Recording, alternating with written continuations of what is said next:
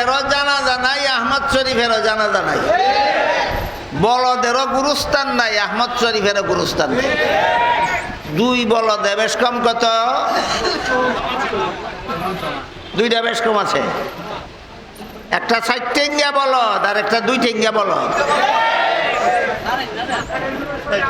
৬০ টেঙ্গাটা অশিক্ষিত বলদ আর ২ টেঙ্গাটা শিক্ষিত বলদ। এবার বলেন শিক্ষিতটা বলদ হইল কেন? যে শিক্ষা পাইছে এটা মানুষ গড়ার শিক্ষা না। এই জন্য আল্লাহ বলেন কোরআন শিখাইছি, মানুষ বানাইছি। কোরআন শিক্ষার ছোঁয়া যদি তোমার অন্তরে লাগে না, তাহলে আহমদ শরীফের মতো শিক্ষিত বলদ হওয়া ছাড়া তোমার কোনো উপায় থাকবে না। এবার শুনেন, তসলিমা নাসরিন কত বড় অশিক্ষিত আর কত বড় মানুষ। তসলিমা নাসরিনে অনেকগুলি সাহিত্য বই লিখেছে। সাবধান, আল্লাহর কসম দিয়া বলি, পড়বেন না।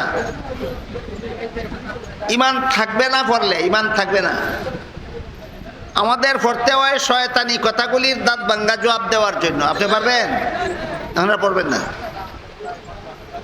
তসলিমা নাসরিন যতগুলি সাহিত্য বই লিখেছে, সবগুলি বই লিখেছে মানুষকে জানোয়ার বানাবার জন্য। এর মধ্যে একটা বইয়ের নাম আছে অপর পক্ষ। তসলিমা নাসরিনের লেখা একটা বইয়ের নাম অপর পক্ষ। সেই বইয়ে লেখে আমার পেট আমার শরীরের অঙ্গ। তো আপনার পেট আরেক বেটা শরীরের অঙ্গ নাকি? তাহলে আমার পেট আমার শরীরের অঙ্গ, আমার স্বামীর শরীরের অঙ্গ নয়। কাজেই স্বামীর অধিকার নাই তার ইচ্ছা মতো আমার পেটে বাচ্চা জন্ম দেওয়ার। আমার পেটে বাচ্চা জন্ম দেওয়ার অধিকার আমার স্বামীর নাই। আমার পেটে কার কাছ থেকে বাচ্চা নেব না নেব সেটা আমার অধিকার। একটা পুরুষের স্বামী বানাইয়া তার বাচ্চা পেটে নেবে না। যার কাছ থেকে মনে চায় তার কাছ থেকে বাচ্চা পেটে নেবে। আমি আপনাদের জিজ্ঞাসা করি, এমন পেটের জন্য মানুষ দরকার হয় না কুত্তিরতা হয়? এমন পেট তো কুত্তিরতা হয়। একটা কুত্তারে স্বামী বানায় বাচ্চা নেয় না। যে কুত্তার কাছ থেকে মনে চায় সেই কুত্তার কাছ থেকেই পেটে বাচ্চা নেয়। তাহলে তসলিমার পেটে আর কুত্তির পেটে ব্যবধান কত? কেন এমন হইল? শিক্ষার অভাবে না কোরআন শিক্ষার অভাবে? তসলিমার মধ্যে আর কুত্তির মধ্যে দুইটা বেশ কম আছে। একটা ৬০ টেঙ্গা কুত্তি আর একটা ২ টেঙ্গা কুত্তি। ৬০ টেঙ্গা কুত্তিটা অশিক্ষিত কুত্তি আর ২ টেঙ্গাটা শিক্ষিত কুত্তি। আমার কথা বুঝে থাকলে এবার আপনাদের বলতে হবে শিক্ষিতটা কুত্তি কেন? কোরআন শিক্ষার অভাবে। এই জন্য সিরাতুন নবীর ২য় অধ্যায়ে মক্কি জিন্দেগির শুরুতে জিবরিল যখন কোরআনের আয়াত নিয়ে ওহী নিয়ে নবীর কাছে আসলেন, নবীকে বলেন পড়ুন। নবী বলেন আমি পড়ুয়া নই। জিবরিল আবার বলেন পড়ুন। নবী বলেন আমি পড়ুয়া নই। জিবরিল যখন বললেন আল্লাহর নামে পড়ুন, তখন তিনি পড়া শুরু করলেন। এর মাধ্যমে কি শিক্ষা দিলেন? যে কোনো পড়া পড়লে মানুষ হওয়া যাবে না, তসলিমা নাসরিন হওয়া যাবে, ডক্টর আহমদ শরীফ হওয়া যাবে। মানুষ হওয়ার জন্য কোরআন শিক্ষার কোনো বিকল্প নাই। এবার মূল কথার দিকে যাই। বাংলাদেশের primary school, high school, college, ভার্সিটির কোনো পাঠ্য বইয়ে লেখা নাই বিয়া ছাড়া সন্তান জন্ম দেওয়া হারাম। লেখা নাই। একমাত্র মাদ্রাসার পাঠ্য কিতাবে লেখা আছে বিয়া ছাড়া সন্তান জন্ম দেওয়া হারাম। কেন বাংলাদেশের স্কুল কলেজের বইয়ে এত মহামূল্যবান কথাটা, মানুষ গড়ার শিক্ষার মূল মন্ত্র কথাটা কেন লেখা নাই? এটা হইল এই নাস্তিক্যবাদী সিলেবাসের কারণে। এত সত্ত্বেও বাংলাদেশের স্কুল কলেজ ভার্সিটিতে যে সমস্ত মুসলমান ছেলে মেয়েরা লেখাপড়া করে, আমার ধারণা মতে বাংলাদেশের স্কুল কলেজ ভার্সিটি পড়ুয়া প্রতি লাখ মুসলমান ছাত্র ছাত্রীদের মধ্যে 99,999টা স্কুল কলেজ ভার্সিটি পড়ুয়া মুসলমান ছাত্র ছাত্রীরা মনে প্রাণে বিশ্বাস করে বিয়া ছাড়া সন্তান জন্ম দেওয়া হারাম। পড়ছে কই? স্কুলে। পড়ছে কই? কলেজে। পড়ছে কই? ভার্সিটিতে। যেখানের বইয়ে কথাটা লেখা নাই, বিশ্বাস করে কেন? একমাত্র বাংলাদেশের মাদ্রাসা শিক্ষার সুফল, একমাত্র বাংলাদেশের মাদ্রাসা শিক্ষার সুফল। এর একটা উদাহরণ বোঝার জন্য সহজ একটা উদাহরণ দিই, শোনেন। বিজ্ঞানীরা বলে সূর্যটা পৃথিবীর থেকে 9,30,00,000 মাইল দূরে। কত দূর? 9,30,00,000 মাইল দূরে সূর্য। এখানে যারা বর্ষের সামনে এরা রইদে কিছু কষ্ট হয়, আমি একটু আগে কইছি, আমি টের পাই না এদের যে কষ্ট হয়। কোন সূর্যের আলোর কারণে কষ্ট হয়? কত দূরের? 9,30,00,000 মাইল দূরের সূর্যের আলো। এখানে কষ্ট হয় কেন? কারণ ওইখান থেকে আলো আইসা এদের শরীর লাগে, শরীর লাগে। এই জন্য সূর্য 9,30,00,000 মাইল দূরে হইলে এটার একটা রিয়াকশন আপনাদের শরীরে টের পান। ঠিক তেমনি ভাবে মানুষ গড়ার শিক্ষার সূর্য উদয় হয় মাদ্রাসায়। মানুষ গড়ার শিক্ষার সূর্য উদয় হয় মাদ্রাসায়। এই সূর্যের আলো লাগে গিয়া স্কুল কলেজ ভার্সিটি পড়ুয়া মুসলমান ছাত্র ছাত্রীদের অন্তরে। এই জন্য ফোর্সে স্কুলও, ফোর্সে কলেজও, ফোর্সে ভার্সিটি, কিন্তু মনে প্রাণে বিশ্বাস করে বিয়া ছাড়া সন্তান জন্ম দেওয়া হারাম। শিক্ষাটা পাইল কই? বুঝা থাকলে বলেন, বাংলাদেশের মাদ্রাসা শিক্ষার প্রভাব সংকীর্ণ না অত্যন্ত সুদূর প্রসারী? আমি বলেছি স্কুল কলেজ ভার্সিটি পড়ুয়া লাখ মুসলমান ছাত্র ছাত্রীদের মধ্যে 99,999 জন এই বিশ্বাস করে বিয়া ছাড়া সন্তান জন্ম দেওয়া হারাম। বাদ দিলাম কজন? লাখের মধ্যে একজন বাদ দিলাম কেন? ওই আহমদ শরীফদের জন্য। লাখের মধ্যে একজন বাদ দিলাম তসলিমা নাসরিনদের জন্য। লাখের মধ্যে একজন বাদ দিলাম সালমান রুশদিদের জন্য। লাখের মধ্যে একজন বাদ দিলাম নাস্তিক শামসুর রহমানদের জন্য। মাদ্রাসার শিক্ষার আলো এদের অন্তরে লাগে না, এজন্য এরা শিক্ষিত জানোয়ার। এবার বলুন, যে কোনো শিক্ষাই মানুষ গড়ার শিক্ষা না একমাত্র কোরআন শিক্ষা মানুষ গড়ার শিক্ষা?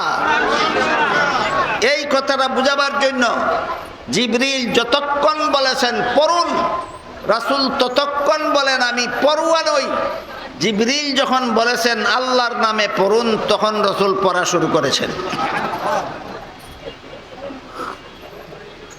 এই আল্লাহর নাম, আল্লাহর নামে আমরা বাংলায় কই, কোরআনের ভাষায় বলে বিসমিল্লাহ। বিসমিল্লাহ অর্থ আল্লাহর নামে। কোরআনে যে বিসমিল্লাহ শব্দটা আছে এর বাংলা অর্থ আল্লাহর নামে। আল্লাহর নামে বিসমিল্লাহ অর্থ আল্লাহর নামে। বিসমিল্লাহর একটা গুণের কথা কই আপনাদের, ঐতিহাসিক গুণ। পৃথিবীর বিখ্যাত মুফাসসিরে কোরআন, পৃথিবীর বিখ্যাত দার্শনিক, পৃথিবীর বিখ্যাত ওলি একজন ব্যক্তি ছিলেন। তার নাম আল্লামা ইমাম ফখরুদ্দিন রাজি রহমতুল্লাহ আলাইহি। তার অমর গ্রন্থ তফসির গ্রন্থ নাম তফসিরে কবির। আল্লামা ইমাম ফখরুদ্দিন রাজি রহমতুল্লাহি আলাইহি তফসিরে কবির গ্রন্থে হযরত মুসা আলাইহিস সালাম এবং ফেরাউনের একটা ঘটনা লিখেছেন। লিখেছেন ফেরাউন নিজেকে নিজে খোদা বলে দাবি করার আগে তার বাড়ির গেট নির্মাণ করেছিল, সেই গেটে বিসমিল্লাহ লিখেছিল, খোদাই করে খোদাই করে। খুদাই কইরা লেখলে বৃষ্টির পানিতে মিটতে যায় না? যেমন লেখা তেমনই দেখে। ফেরাউন তার বাড়ির গেইটে খুদাই করে বিসমিল্লাহ লিখে রেখেছিল। পরবর্তীতে খুদা হওয়ার দাবি করার পরে অনেক রকমের পাপ, অনেক রকমের জুলুমে লিপ্ত হইল।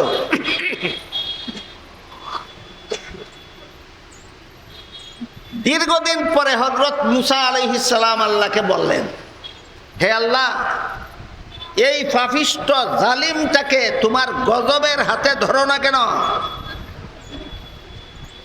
আপনারা কি মনে করেন ফেরাউন নিজে খুদা দাবি করছে আর নিষ্পাপ শিশুদেরকে হত্যা করে ফেলতো,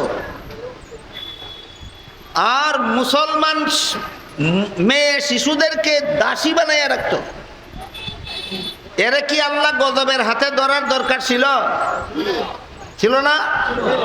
তাই মুসা নবী জিজ্ঞাসা করলেন আল্লাহকে, আল্লাহ এই বেঈমানটারে ধরো না কেন? আল্লাহ বলেন, মুসা ধৈর্য ধরো, আমি আল্লাহ সার দেই, সাইরা দেই না। কি দেয় কি দেয় না? সার দিলেন কেন আর সারবেন না কেন, এটা হইলো আমাদের বোঝার ব্যাপার। সার দিলেন কেন, শেষ পর্যন্ত সাইরা দিবেন না কেন, এই দুইটা কথা বুঝান দরকার। তাফসীরে কবিরে লেখা আছে, আল্লাহ মুসা নবীকে বলে দিলেন, হে যদিও নিজেকে নিজে খুদা বলে দাবি করে, এই দাবি করার আগে গেইটের মধ্যে যে খুদাই কইরা আল্লাহর নামে কথাটা লিখে রাখছিল, কথাটা এখনো লেখা আছে। এখনো বিসমিল্লাহ লেখাটা থাকার কারণে আমি ছাড় দিছি। আল্লাহ আল্লাহ এমনি ছাড় দেয় না, কোনো কারণে ছাড় দেয়। ওই বিসমিল্লাহ লেখাটা এখনো আছে, এই জন্য এমন ছাড় দেওয়া দিছি 400 বছর পর্যন্ত গদিতে বসাইয়া রাখছি। ফেরাউনকে আল্লাহ ছাড় দিছিল কিনা ও কারণে না পিছনে কোনো কারণ আছে? ছাড় দিয়া কি করছিল? গদিতে বসাইয়া রাখছিল। কতদিন? 400 বছর।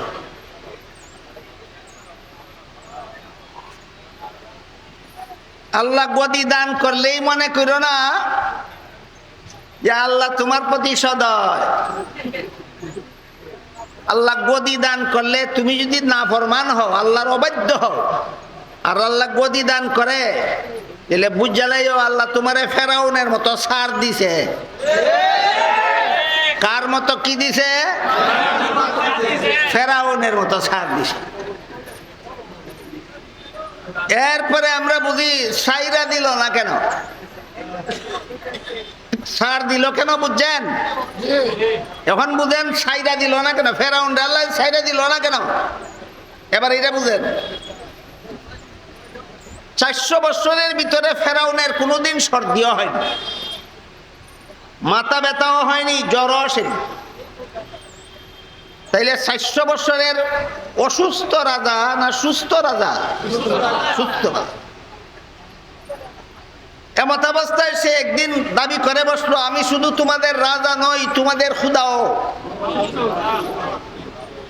জনগণে কয়, জি মহারাজ, আপনি আমরার রাজা ও আপনি আমরার খুদাও। আল্লাহ কয়, তোরে সাইরা না দেওয়ার কাম করলে,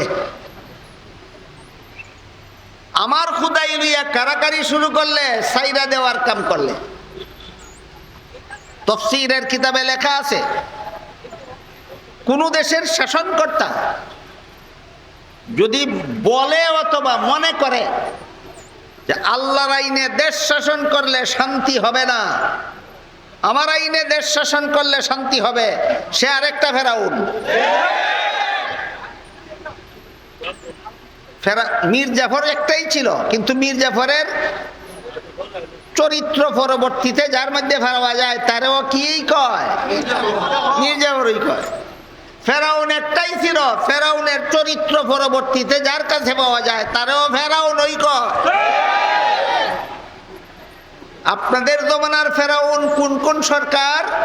যে সমস্ত সরকারে বলে অথবা মনে করে আল্লাহর আইনে দেশ শাসন করলে শান্তি হবে না, আমার আইনে দেশ শাসন করতে হবে, এই এই জমানার ফেরাউন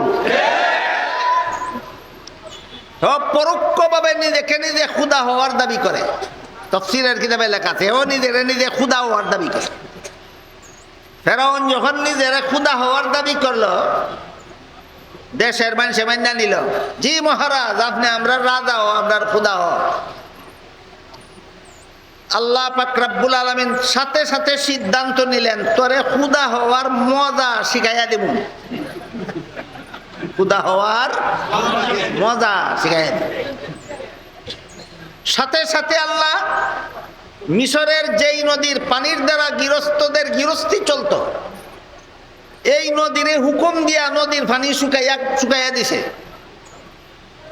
আল্লাহর হুকুমে নদীর পানি চলেনি, বস পানি হুকুম দিছে শুকাইয়া যাও, শুকাইয়া গেছে। সারা দেশের মানুষ যেইটারে বুট দিয়া খুদা বানাইছিল, না আসলেই খুদা?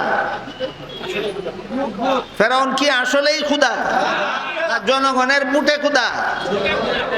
এই বুটের খুদার বাড়িতে আইয়া সব হাজির হইল।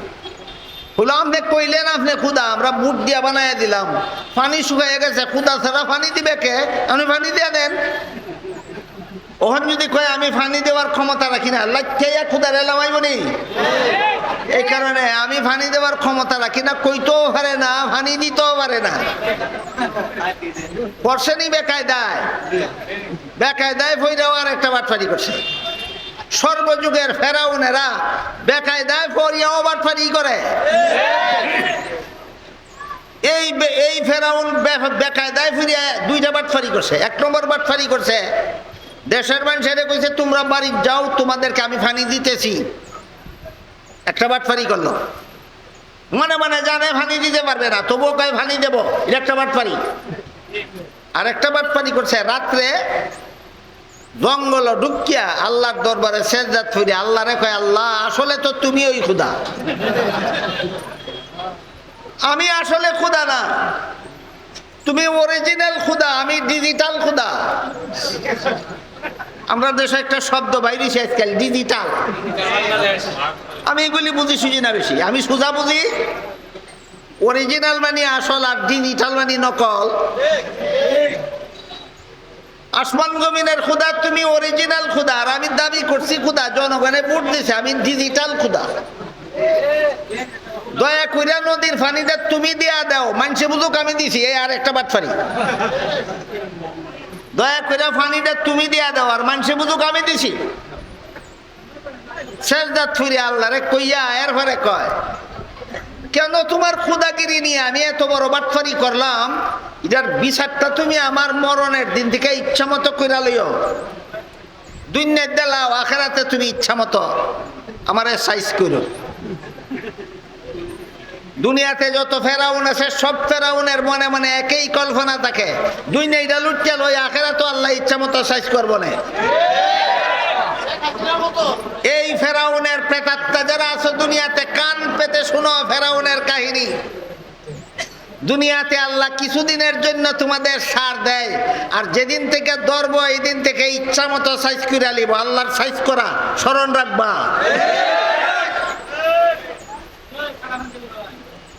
এরপরে ফারেক টিলার থেকে লাম্বার সময় আল্লাহ জিবরিল ফিরিস্তারে পাঠাইল, যাও ফেরাউনের কাছে গিয়ে একটা বিচার চাও। জিবরিল ফিরিস্তা একজন অচেনা মানুষের আকৃতি ধারণ করে আসলো, আয়সা বলল, মহারাজ আমার একটা বিচার। মহারাজ কোন জায়গায়? ফারেক টিলার উপর। হে জঙ্গল খারুয়া কয়, মহারাজ আমার একটা বিচার। ফেরাউনের মনে মনে টেনশন, আল্লাহরে তো কইলাম তুমি পানিটা দিয়া দাও, মানুষে বুঝুক আমি দিছি, বাটপারি কেন করলাম, বিচারটা তুমি ইচ্ছা মতো করে লাইও পরে। আল্লাহ দিব কি না দিব না এখনো তো আল্লাহ জানাইছে না, এই জন্য মন শান্ত না অশান্ত? এই অবস্থায় একটা অচেনা মানুষে কয় আমার একটা বিচার, হেরুপসে খেপছে কেপার মতো। এই বেটা, জঙ্গল বিচারের জায়গা, তুই আমি যখন ইজলাসে বসি তখন যাইবে বিচারের জন্য। এই কথা বলতে না বলতেই পারের টিলার থেকে চেয়ে দেখে নদী পানিতে ভরপুর, নদী পানিতে ভরপুর। ঘটনা বুঝা থাকলে বলেন, ফেরাউনে আল্লাহর কাছে একটা জিনিস চাইছিল দুনিয়াতে, আল্লাহ দিছে নি? আল্লাহ দিছে। ঠিক তেমনি ভাবে এই আপনারা দৌড়াদৌড়ি হইচই করবেন না, এই বাঁশি বাজাবেন না, হইচই করবেন না, দৌড়াদৌড়ি করবেন না।